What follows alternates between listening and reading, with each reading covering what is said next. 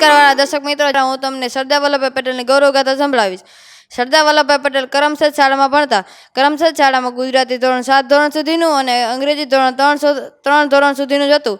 ચોથા ધોરણની કોઈ વ્યવસ્થા નહોતી. તેથી વલ્લભભાઈ અને તેમના 4-5 મિત્રો સાથે કરમસદથી 6 માઇલ દૂર આવેલા પેટલાદ ગામે ભણવા માટે ગયા. પેટલાદ ગામે એક રૂમ રાખીને રહેતા. બધા વચ્ચે સંપ ખૂબ સારો હતો અને પેટલાદ ગામે જે રૂમ રાખીને રહેતા તેની દિવાલ ઉપર લખ્યું હતું કે એકતામાં મોટું બળ છે. હાથે રસોઈ બનાવે અને જ્યારે રવિવારની રજામાં કરમસદ જાય ત્યારે અઠવાડિયાની શુદ્ધ સામાન લેતા આવે.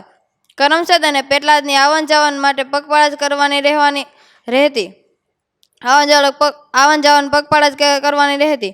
એક વખત કરમસદથી પેટલાદ જતી વખતે રસ્તામાં 8 ટુકડીમાંથી વલ્લભભાઈ પાછળ રહી ગયા અને બધા મિત્રો તેની વાતોમાં મશગુલ હતા. તેથી ખબર ન હતી કે વલ્લભભાઈ પાછળ રહી ગયા છે. જ્યારે તેને ખબર પડી કે વલ્લભભાઈ આપણી સાથે નથી ત્યારે તેને ઊભા રહીને પાછળ ફરીને જોયું તો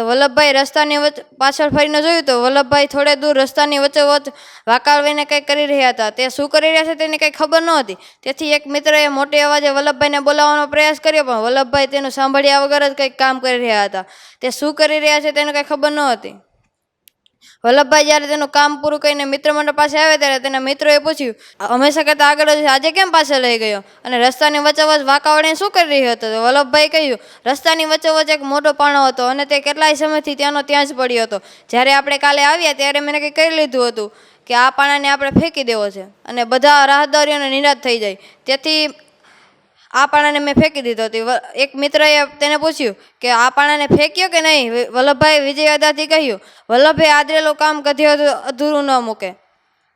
તેથી આપણને આ વાર્તા ઉપર આ પ્રસંગ ઉપરથી સાર મળે છે કે જે પોતાના હિતનો વિચાર કરવાને બદલે બીજાનો વિચાર કરે છે ત્યારે તેની ઉપર ભગવાન પ્રસન્ન રહે છે અને તેના કાર્યમાં ઝળહળતી સફળતા મળે છે.